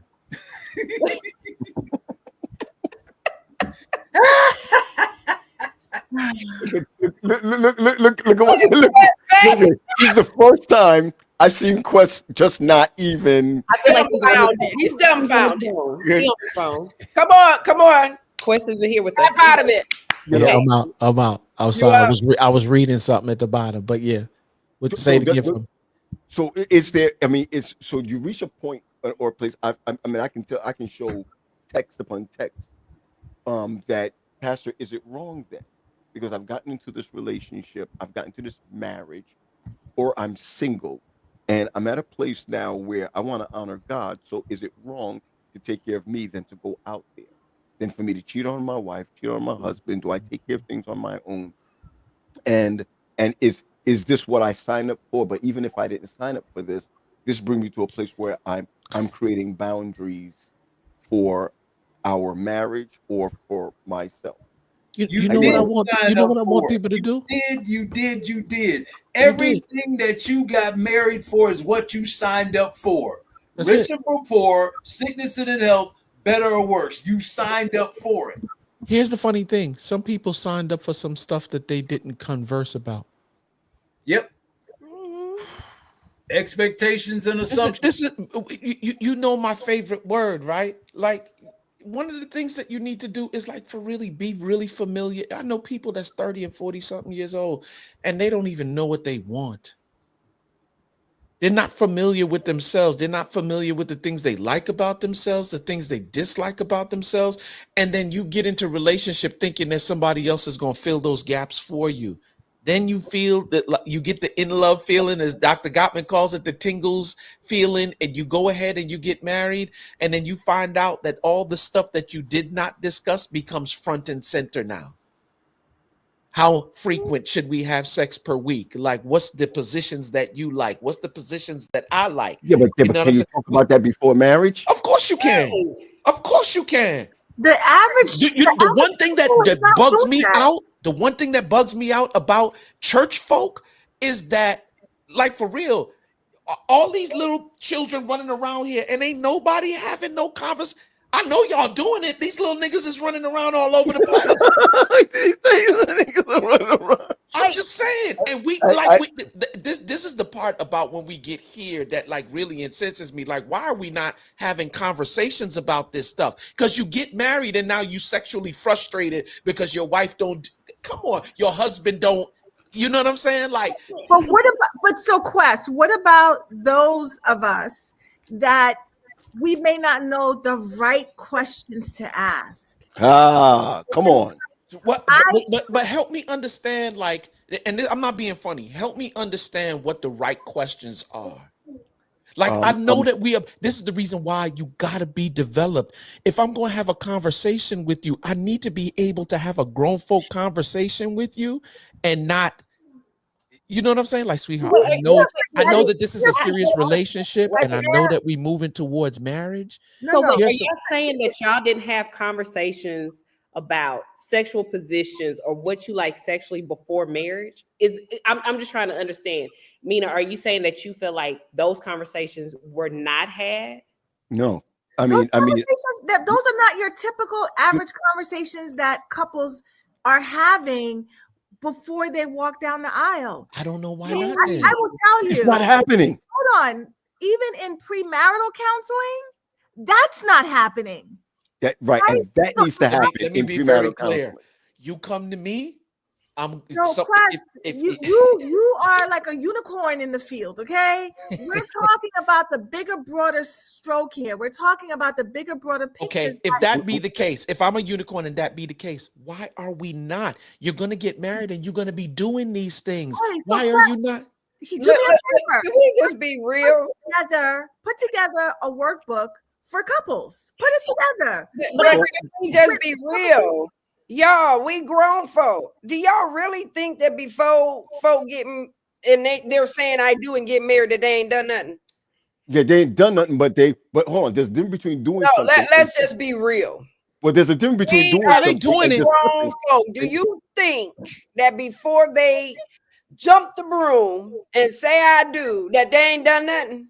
Leah, I'm with you. I know they doing stuff. but My here's thing the is thing, why though. you doing stuff and you ain't having conversations about what you Because- like or Because don't like. I don't need to have a conversation no more if I'm doing it. You already know how I like to get down. But here's the We're thing, doing you it like 3-4 it because times a week. We're already doing it 3-4 times a week. So why would I ever think it's going to change once we're married?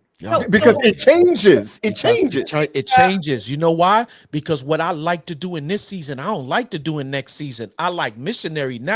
Next season, I like doggy style. I want to pop. You understand what I'm saying? Like, yes, because you're capable of doing it in this season, I am assuming that when we get to the next season, this is one of the things we're going to take because we enjoy it together. We moan and we do all the things that says we like it. So in my mind, why would that ever change? So I like ice cream today and I'm lactose intolerant tomorrow. Wait, what? Emmy said something. I feel like Emmy said so. I do feel like this is a generational difference conversation because my generation, I'm 38. Even before we go to the bedroom, those are questions that happen. Like, so what is it that you like? What don't you like? What's uncomfortable for you? And to hear people say like those conversations aren't Norma said we crazy. Like I'm legit, like I'm sitting here flabbergasted because I'm like, how do you even have sex the first time without having those conversations? Well, I'm gonna say this to you, right? That there's so organic. many individuals. It's organic. It just okay, or how we call it natural. Yes, right? We call it natural, yes. right? Because I'm gonna say this right now. We're also taught as men, or maybe in my age group, that this is the way you treat your wife, this is the way you treat your hoe. Okay? Okay. I'm just telling you right now.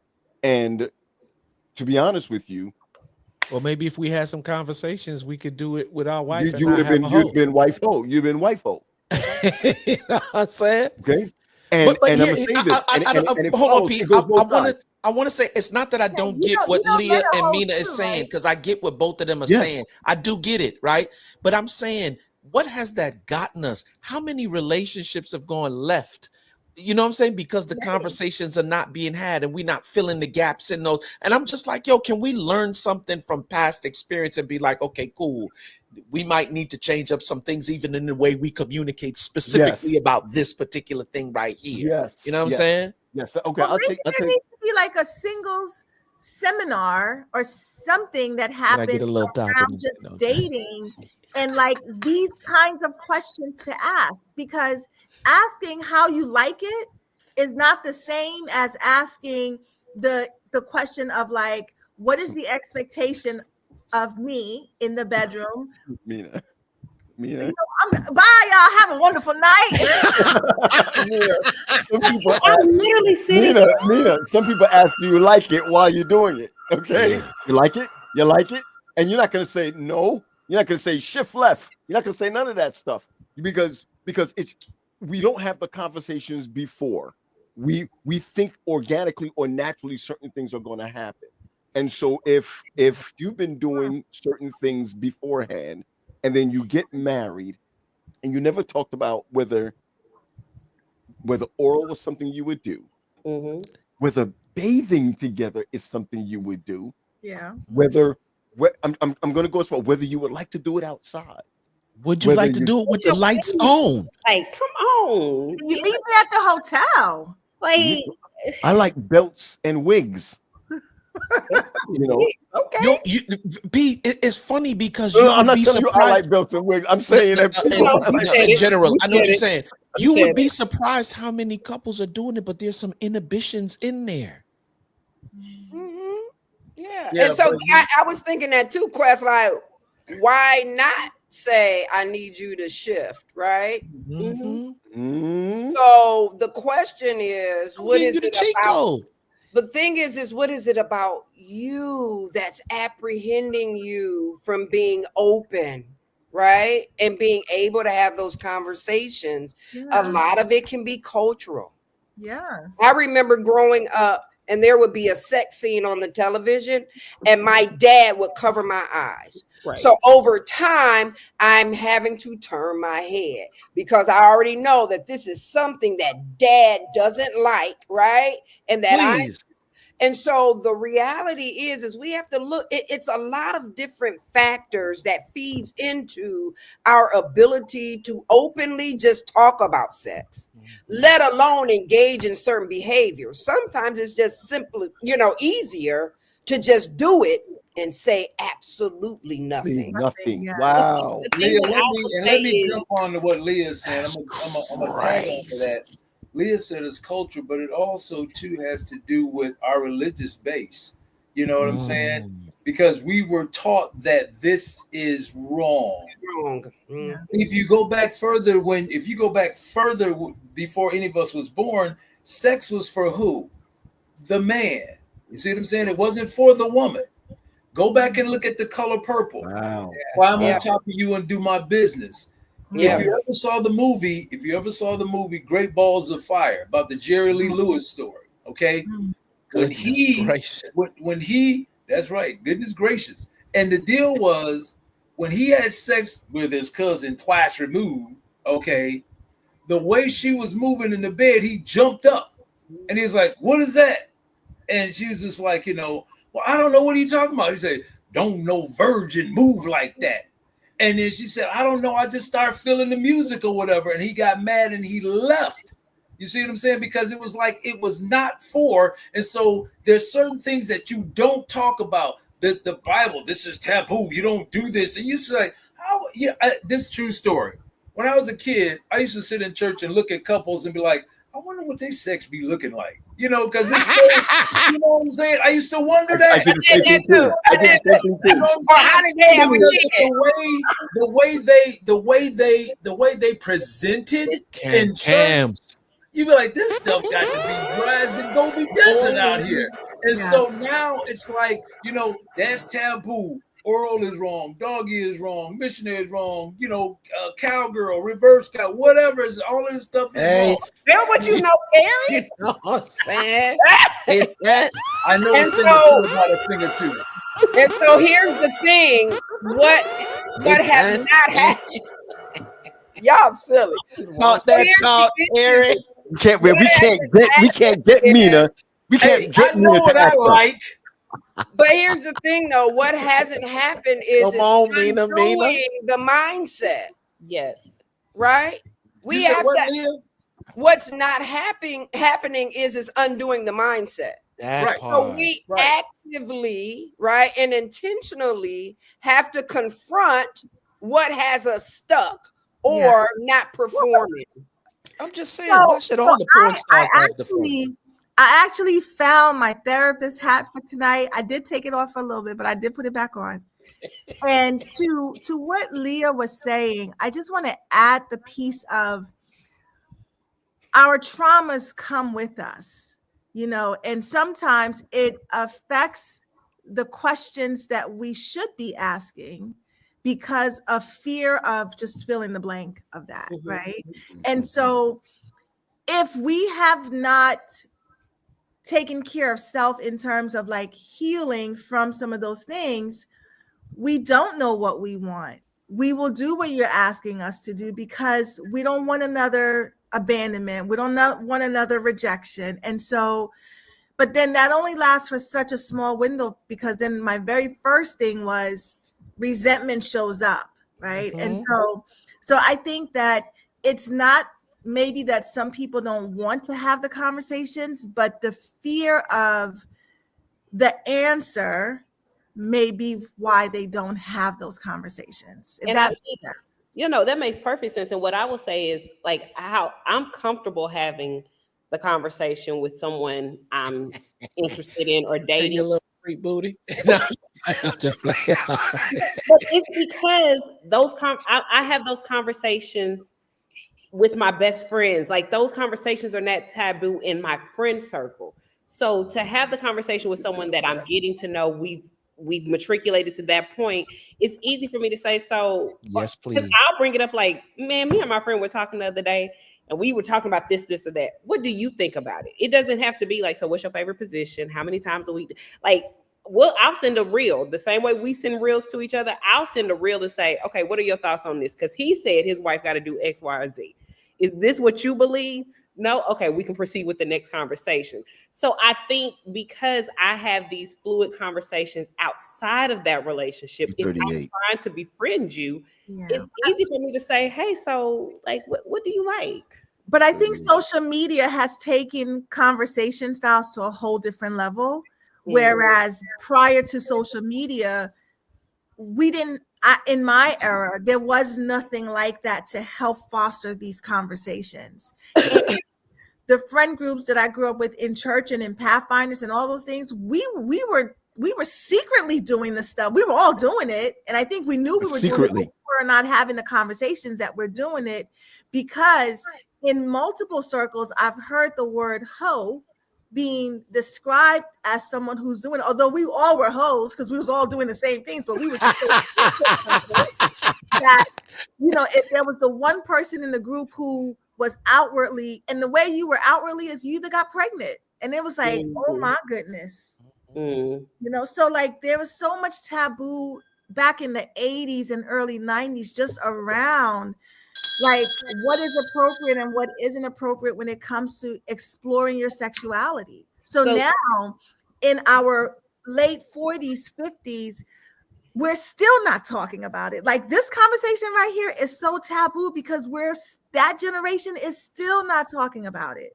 Well, let me say this before you say something. We're suffering in silence in our marriages because of the things that some of us are lacking, because we don't have the time. We don't share it openly with our friends or circle group. So let me say this real quick, because we were talking about love earlier, right? What happens when you say, I love my spouse, I love my partner?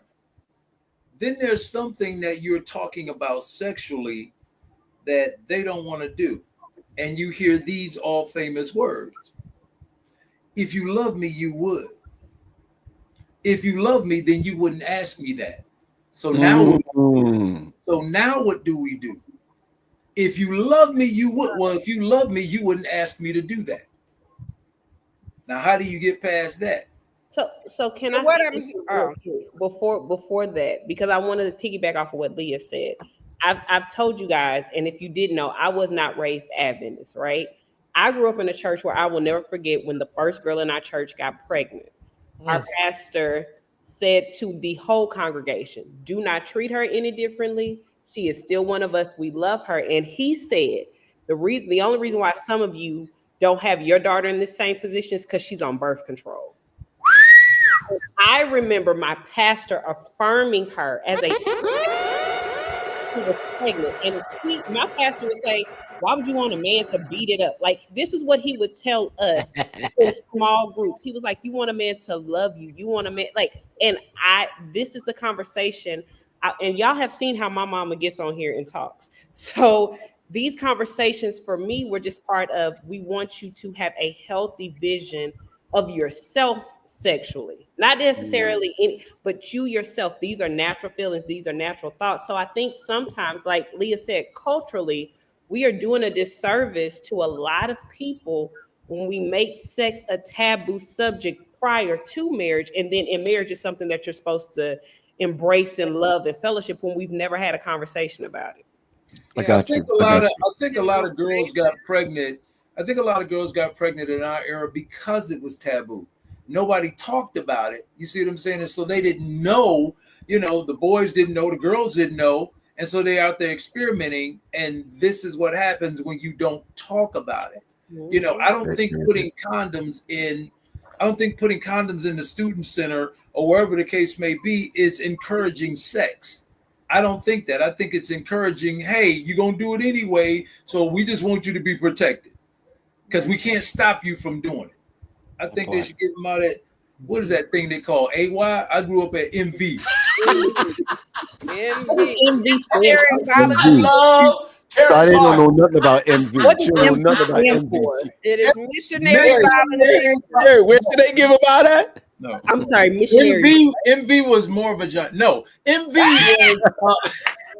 It's a new Terry, I need you to tell me. I need you to tell me where they should give condoms out at. Where they should give it out. Hey, you know you was doing it in the basement. Where, Terry, where do you need to give it out at? Where you need to be able to give it out? But that's just like in Oakwood, girls will get kicked out for being pregnant. Do you know that that is not how all Adventist institutions run? I was shocked when I found out that only at Oakwood, if you get pregnant, you are kicked out of school. You go to one of our sister institutions that isn't an No, they put you out at Andrews. They don't put you out at everywhere. I'm still stuck on Terry said they should give him out of AY. They do not put you out of Southwestern if you got Because pregnant. we know once y'all leave here tonight, what y'all gonna go do. What are you doing? And for those of you down there in the basement, this is He's creating a condom. What is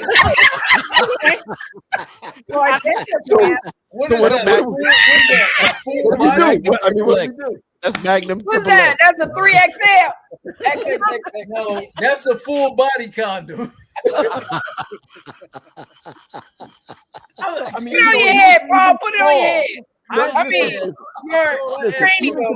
even to be a senior pastor, I don't know about y'all, but I look forward to this every Monday night. Even to be a senior pastor, how do you, as a pastor, say to your congregation? And I want you to think about this. Yeah. If we say protect yourself, then they're saying that I'm saying to go do it. Yes. When we know in the day and age we're living in, they're doing it. Yes. So you might as well protect yourself. Doing it well. Okay, now Bam, bam, bam, bam, we call it your AY. my Jamaican guy. or Ding, ding, ding, ding, ding, ding, ding. So the 10-minute bell rang a long time ago. I have no idea what's happening with this bottom row. This is bottom row. I want to sit next to Terry in church. I grew up in Queens. She grew up in Brooklyn or somewhere. He was saying ding ding ding ding ding ding. I represent Queens. She was raised out in Brooklyn. There you go. Or in the words of Jodeci, how do you want it? How do you feel? Drew Hill, tell me what you want. Hey, you know you gotta do that one little. Hey,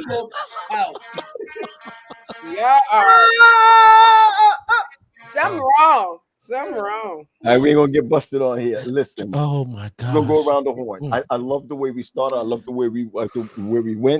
But you know, I think it's the really way we roll. No, go ahead. Get Terry and Quest an album. Please. Clearly we need to have a music night. You know me and Quest, if we go DJ, it's gonna be lit. It's gonna be lit. I'm telling y'all, when we get ready to do this next Unscripted Live, it's gonna be oof. I'm just telling y'all, stay. Oh, by the way, let me just put my serious hat on for a minute. Unscripted Live is moving to a new home very soon. What voice was that? What voice? Because that was in Brooklyn. What voice was that? That's my code switch. That's my code switch. Okay. Okay. Try to start over. Okay. Go ahead. Unscripted Convos are moving to a new home on YouTube fairly soon, and we want to make sure that you guys are a part of each and every week that we get together and do complete foolishness. So we're gonna put the link in the chat. Put it out there so everybody can see it. Because sometimes when I post it, it only posts to Facebook. But put it where everybody can see it, please, ladies.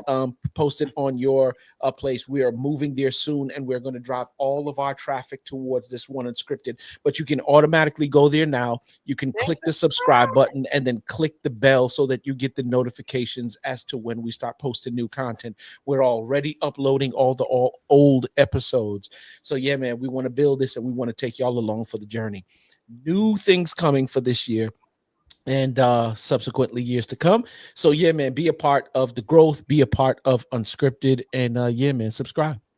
Can just somebody from Unscripted send me a hi on our bridge thing so I can because once it comes up I can do it. Just somebody. Yeah, no doubt.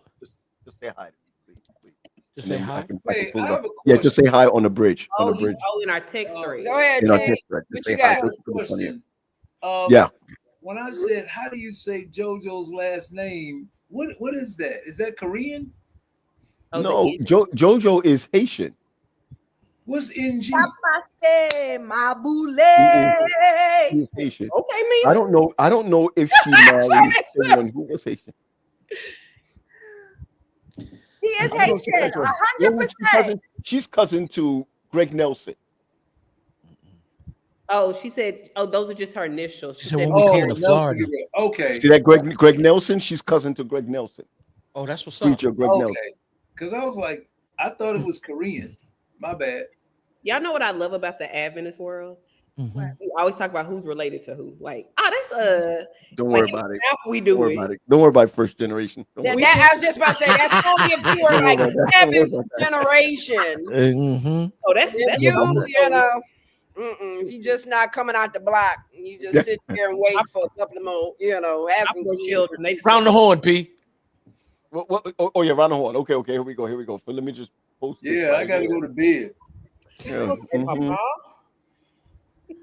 I'm the old man in the group. In fact, I got jury duty tomorrow. How about that? Ooh, do you? Ooh. Yeah, early in the morning. Is it a good case? Do you know? Is it a murder case? I don't know what it is. They told me to call tonight to see if it's even. I hope it's not, because I just want to stay home. I want to clean my kids' room because they're gonna be back from school.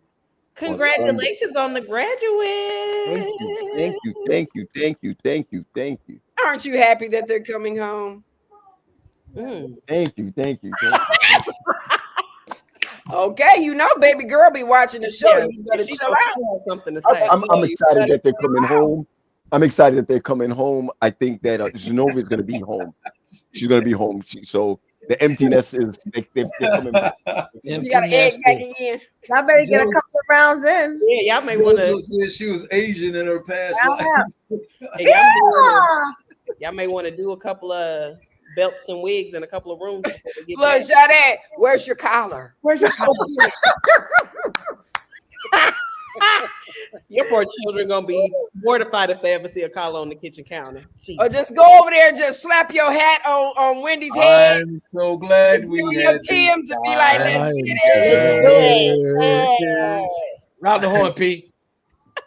Yes. Not Quest trying to wrangle us in. Ring it, right? We should have been done 20 minutes ago, but it's true. I tried to tell y'all. I said to Wendy, I'm gonna be finished at 10:30 tonight. She said, Yeah, right. Yeah, right. Nigga, please. I'm going Negro, to please. bed. Are you lonesome tonight? Tonight. All right,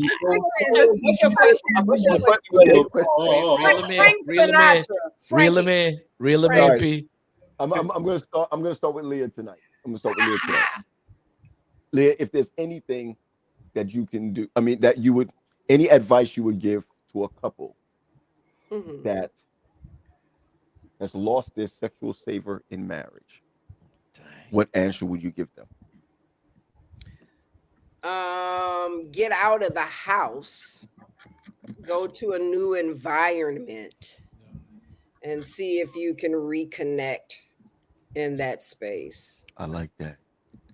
I think that's what Mina was talking about before, about the couples or going to a hotel or things of that nature.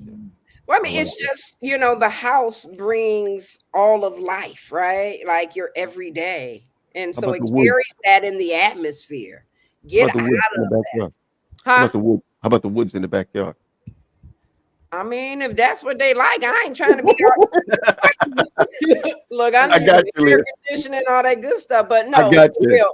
Get out of thank you. Everyday environment. Yeah, I like that. Get out of the house, move away from everyday environment, and see where it takes you. I love it. I love it. We'll see you in the green room. We'll see you in the green room. Bye. Mina? Yes. So I would share. Hold on. Sorry, go ahead. I want Mina last. With me. So what I will say, this is what I would say to anybody that's dating. Okay, I love that. Thank you. That's good. Especially if you're dating and you've had sex before. What my prayer is that I will invite God into the bedroom because he's never been invited there before. Sex outside of marriage has not been a place where I felt comfortable being my most vulnerable and transparent self. If I'm going to be honest, I always. Okay. I don't know what you mean by that. What do you mean by invite him to? What do you mean by invite him to the bedroom? I just, I was in Patman's church this Sabbath. I'm not playing Amazing Grace while I'm, while I'm not. No. So break it down a little bit. I think we forget that sex really and truly is a form of worship, right? That is when two people are coming together to, in my mind, thank God for the opportunity to do this, right? Okay. And so for me, I can say anytime I've had sex previously, I've always felt like I was going to hear the trumpet sounding, right? And I was like, I don't even have time to ask for forgiveness. I'm on the downstroke. Yeah, like, I'm going to hell. So, and this season, there's no water in hell either. Like, there's no water. You'll start that. You say there's no water in hell. No ice, no nothing, right? No nothing. Nothing. Just fervent heat.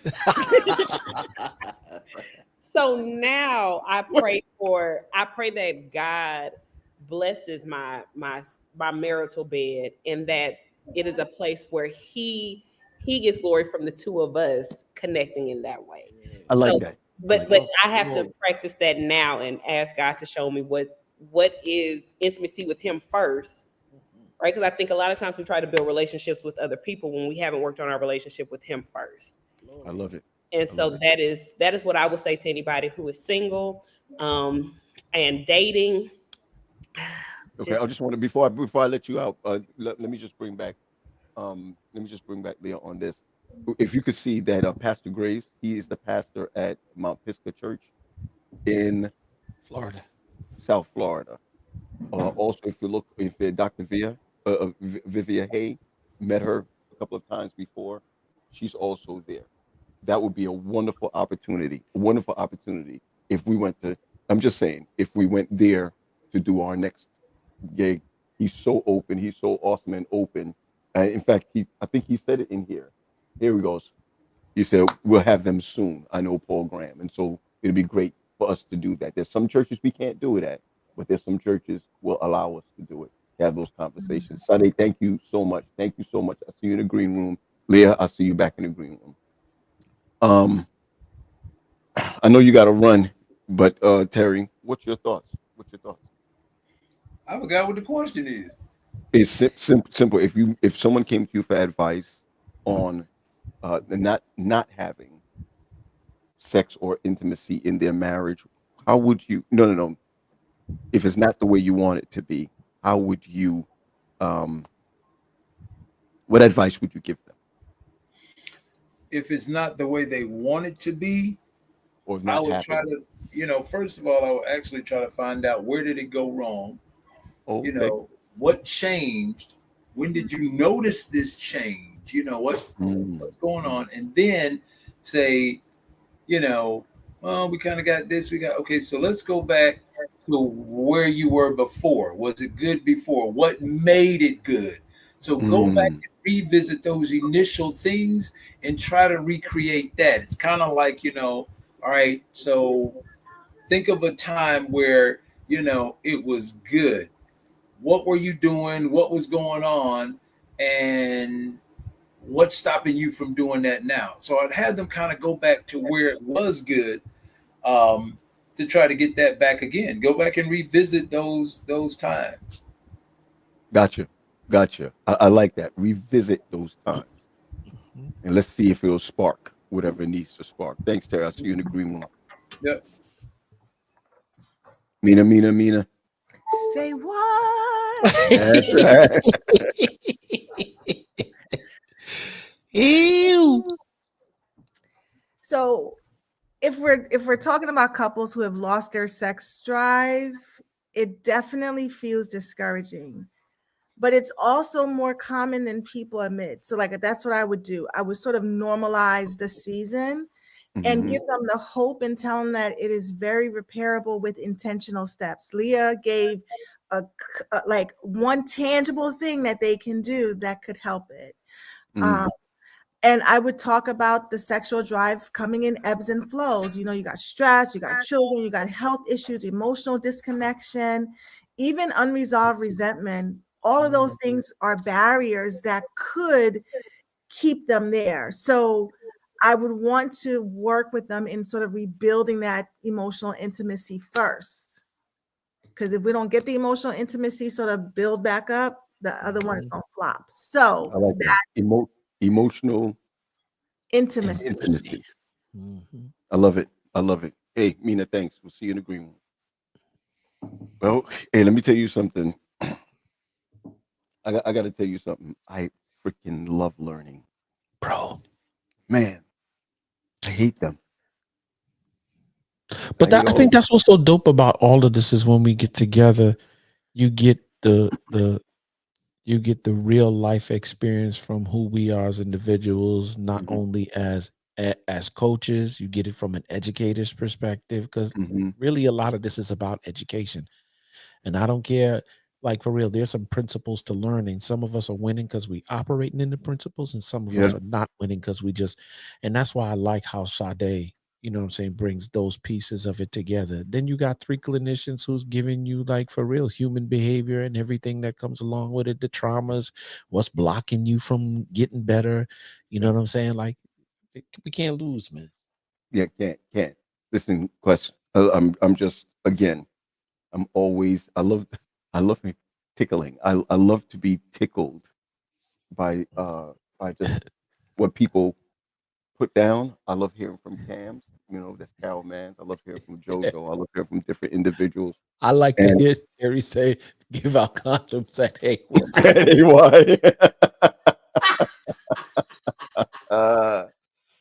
Yeah, I ain't getting in no trouble today. In light of that, man, we'll remember again, just give them the other the YouTube. Tell them about the YouTube again. And then so once again, y'all, we are soon moving to a our new home at YouTube. And the reason why we did that is because we have a number of places that we broadcast to, but we want to get our viewership up. We want to get our followers up, our subscriptions up, and we want to have this one central location that everybody can go to and watch the unscripted week after week, right? And so with your help, and we're asking you to come along with the ride for us, just click the link that P is going to put up.